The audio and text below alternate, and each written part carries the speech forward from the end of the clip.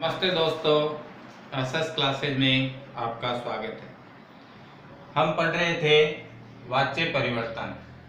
वाच्य परिवर्तन भाग 1 में अपन ने पढ़ा था कर्तृवाच्य, भाग 2 में पढ़ा था कर्मवाच्य और आज अपन पढ़ रहे हैं भाग 3। भाग 3 में अपन पढ़ रहे हैं भाववाच्य।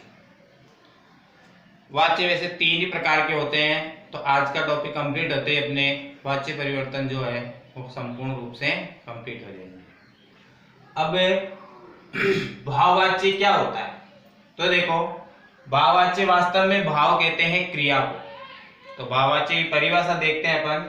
तो भाववाच्य में क्रिया की प्रधानता होती है, इसलिए क्रिया की प्रधानता होने के कारण कर्ता की तृतीय विभक्ति का प्रयोग होता है। और भाववाच्य में कर्म नहीं होता, ये अकर्मक धातुओं से बने हुए होते हैं, इसीलिए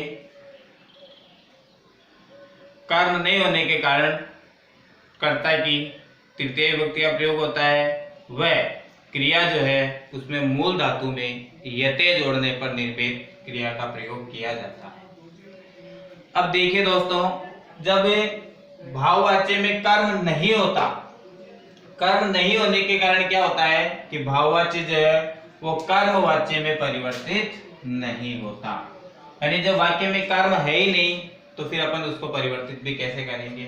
इसीलिए भाववाच्य में कर्म नहीं होता, इसलिए भाववाच्य कर्मवाच्य में परिवर्तित या बदलता नहीं है। भाववाच्य केवल कर्तृवाच्य में ही परिवर्तित होता है। ये नोट डाल के मैंने आपको लिखा है, इसको अच्छे से याद रखना कि भाववाच्य जो होते हैं वो केवल कर्तृवाच्य में ही बदलते हैं।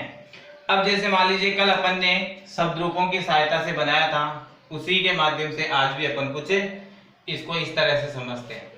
यानी क्या चीज याद रखनी है, पहली चीज कि भाववाच्य में किसकी प्रधानता, भाव की। तो कर्ता की विभक्ति कौन सी आ रही है, ये चीज आपको याद रखनी है। तो कर्ता की विभक्ति हो रही है तृतीया। उसके बाद कर्म है नहीं, छोड़ दो। और जो क्रिया है उसका प्रयोग कैसे होगा, मूल धातु में यते जोड़ने पर क्रिया का प्रयोग होगा। तो दो चीज याद रखनी है। अब जैसे मान लीजिए कुछ यहाँ पे उदाहरण लिखे हुए हैं, ये उदाहरण जो है कर्तृवाच्य के हैं, क्योंकि कर्तृवाच्य से अपन भाववाच्य बनाएंगे। अब कर्तृवाच्य के लिखे हुए हैं, तो जैसे मान लो इसके अंदर लिखा हुआ है कि राम, राम है धावती। राम जो है प्रथमा विभक्ति है और धावती प्रथमा विभक्ति एक वचन के अनुसार प्रथमा विभक्ति, राम शब्द जो है प्रथमा विभक्ति प्रथम पुरुष। तो राम शब्द प्रथमा विभक्ति प्रथम पुरुष के कारण यह क्रिया तीवारी लग गई, तो राम है धावती, ये बन गया कर्तृवाच्य। अब इस कर्तृवाच्य को आपको बनाना है भाववाच्य। अब भाववाच्य बनाने के लिए जैसे अभी अपन ने याद रखना है ये चीज कि कर्ता जो है उसकी तृतीय विभक्ति और क्रिया कैसे लगेगी, क्रिया लग जाएगी प्लस यते वाली। बस इतना सा याद रखना है। कर्तृवाच्य से भाववाच्य बनाना बेहद आसान है। अब जैसे मान लीजिए यहाँ पे लिखा हुआ है राम है, तो राम शब्द की तृतीय विभक्ति बनानी है आपको। तो राम है रामो रामः रामम रामो रामान रामेण रामभ्याम रामे। मैंने आपको कल भी बताया था कि जैसे विभक्ति परिवर्तन होगा वचन नहीं। तो राम शब्द प्रथम विभक्ति एक वचन का है, तो अपन क्या बना देंगे, तृतीय विभक्ति एक वचन। तो यहाँ बना देंगे अपन रामेण। अब धाव शब्द जो है उसके अंदर आपको क्या जोड़ना है, यते, तो बन जाएगा धावयते। तो ये बन गया आपका कर्तृवाच्य से भाववाच्य। अब जैसे दूसरा उदाहरण देखते हैं दोस्तों। दूसरे उदाहरण में क्या लिखा हुआ है, कर्तृवाच्य बना हुआ है अहम पठामी। अहम जो शब्द है, कल मेरे पास एक कमेंट आया था, उसमें लिखा हुआ था कि अहम के साथ पी वाली क्रिया लगती है। नहीं, अहम जो है उत्तम पुरुष एक वचन है और उत्तम पुरुष एक वचन में मी वाली क्रिया ही लगती है। जैसे मैंने आपको बताया था कि ती तय नंती, सी थे और मी वे और मैं। तो ये देखो उत्तम पुरुष, ये मध्यम पुरुष और ये प्रथम पुरुष। अब उत्तम पुरुष एक वचन में मी वाली क्रिया का ही प्रयोग हो रहा है, तो यहाँ अपन मी वाली क्रिया का प्रयोग करके कर्तृवाच्य बना। अब इसका भाववाच्य बनाना है, तो कर्ता की तृतीय विभक्ति बनानी होगी। तो ये रहा अहम, अहम की तृतीय विभक्ति क्या बन गई, मया। तो अपन यहाँ लिख देते हैं मया। क्रिया लगाने में बेहद आसानी है, केवल यते जोड़ना है। तो क्या बन जाएगा, मया क्रीडयते, ये बन गया आपका भाववाच्य। उसके बाद में जैसे अगला वाक्य देखते हैं, जैसे सा लिखा हुआ है स्त्रीलिंग, सा क्रीडति यानी वह खेलती है, कर्म कर्तरीवाच्य कर्मवाच्य बनाना है। तो देखो दोस्तों ये लिखा हुआ सा, तो इसकी तृतीय विभक्ति बन जाएगी तया, तो अपन लिख देंगे सा की जगह तया, और वही यते वाली क्रिया जोड़नी है तो क्रीडयते।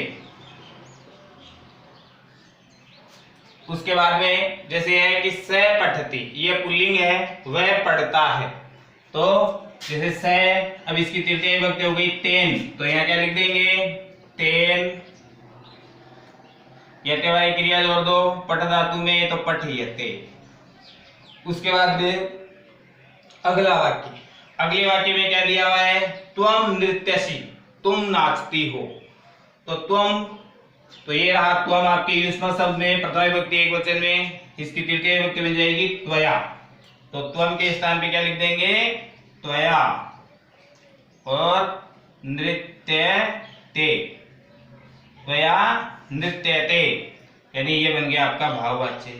अब देखो दोस्तों इसके अंदर आपको एक चीज ध्यान रखनी है, ये देखो सा का बना तया और त्वम का बना त्वया, इसलिए ज्यादातर बच्चे इन दोनों में गलतियां करते हैं। जहां सा लिखा है वहां तया करना है, और जहां त्वम लिखा है उसका बदल करके त्वया लिखना है, क्योंकि दोनों के उच्चारण में काफी समानताएं हैं। इसलिए बच्चे युष्म शब्द का प्रयोग कई बार तत्शब्द में कर देते हैं और तत्शब्द का प्रयोग कई बार युष्म शब्द में कर देते हैं। तो इस तरह से जो आपका भाववाच्य वाला टॉपिक था वो बेहद ही सरल, रोचकतापूर्ण और आसानी से आप इसको याद कर सकते हो, समझ सकते हो। तो इसमें कितनी सी चीज याद रखनी है, कर्ता की तृतीय विभक्ति और क्रिया जो है वो यते वाली इसके अंदर प्रयोग करना है। इस तरह से आप कर्तरीवाच्य से भाववाच्य बना सकते हो। इसमें आपको मोस्टली एक ही चीज याद रखनी है कि भाववाच्य जो है वो कभी भी कर्मवाच्य में नहीं बदलता। एक बार फिर मैं आपको समझा देता हूं, कर्ता की तृतीय विभक्ति होती है, अपन एक बार जांच लेते हैं, चेक कर लेते हैं। जैसे राम शब्द की प्रथमा विभक्ति है तो तृतीय विभक्ति रामेण हुई, यानी अपना वाक्य पहला वाला सही है। दूसरा वाला देख लेते हैं, जैसे अहम लिखा हुआ है तो अहम की तृतीय विभक्ति जो हो जाएगी मया, तो ये भी अपना वाक्य सही है।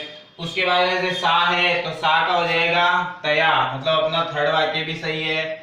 फोर्थ वाले में देखते हैं, जैसे लिखा हुआ है से, तो से का तेन, यानी ये वाक्य भी अपना सही है। उसके बाद में जैसे लिखा हुआ है त्वया, तो त्वम का त्वया, तो ये भी अपना वाक्य सही है। तो इस तरह से अपन कर्तरीवाच्य से भाववाच्य में बदल सकते हैं। अब इसको यदि आपको मान लीजिए इसमें से कुछ वाक्य ऐसे आ जाए, जैसे परीक्षा की दृष्टि से मैं आपको बताता हूं, बाकी वाच्य परिवर्तन आपके कंप्लीट हो चुके हैं। अब जैसे मान लीजिए आपके वहां पे जो भी क्वेश्चन आएगा, जैसे मान लीजिए आपके 3 उदाहरण आ गए परीक्षा के अंदर। जैसे मान लीजिए पहला आ गया कि राम है गृहम गच्छति, एक वाक्य बन गया। दूसरा वाक्य जैसे मान लीजिए आपको दे दिया, 3 नंबर के है, 3 वाक्य आने हैं। जो दूसरा आपको दे दिया जैसे युष्माभि धावयते, तीसरा वाक्य युष्माभि धावयते। और जैसे मान लीजिए थर्ड वाक्य जो था वो आपको उन्होंने दे दिया कि मान लीजिए दे दिया ते पत्रम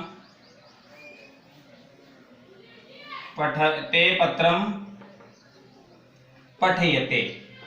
मान लीजिए इस तरह से आपके 3 वाक्य आ गए, तो पहले आपको चेक करना है कौन सा है और कौन से में परिवर्तित होना है।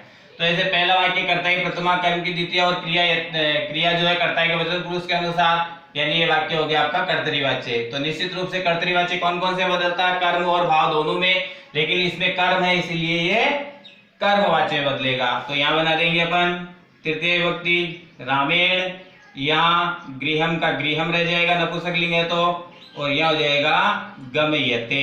तो ये आपका वाच्य परिवर्तन बदल गया। उसके बाद में जैसे दूसरा वाक्य है, इसमें यते वाली क्रिया लगी है लेकिन इसमें कर्म नहीं है, तो ये वाच्य निश्चित रूप से भाव का है।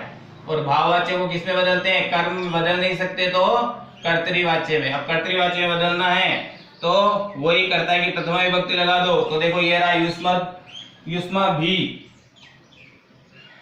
अब युष्मा भी की प्रथमा यूयम, तो त्वम युवम यूयम, यूयम धावे। अब यहाँ पे आपको याद रखना है कौन से वचन कौन से पुरुष का है, तो मध्यम पुरुष बहुवचन का है, तो यहाँ पे हो जाएगा धावे थे।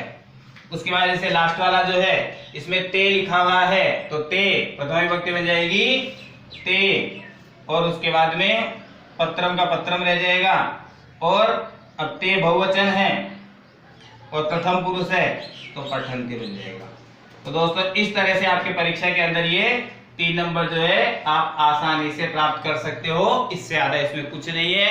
10th क्लास के लेवल में सबसे इजी टॉपिक यही है, लेकिन इसको समझने के लिए आपको पहला, दूसरा और तीसरा तीनों जो टॉपिक है, तीनों जो भाग है, तीनों भागों को अच्छी तरह से एक बार आपको देखने की आवश्यकता है। उसके बाद ये 3 नंबर आपके आसानी से प्राप्त हो सकते हैं। तो वाच्य परिवर्तन में इतना ही था, उसके बाद में अपन अगला टॉपिक कल पढ़ेंगे।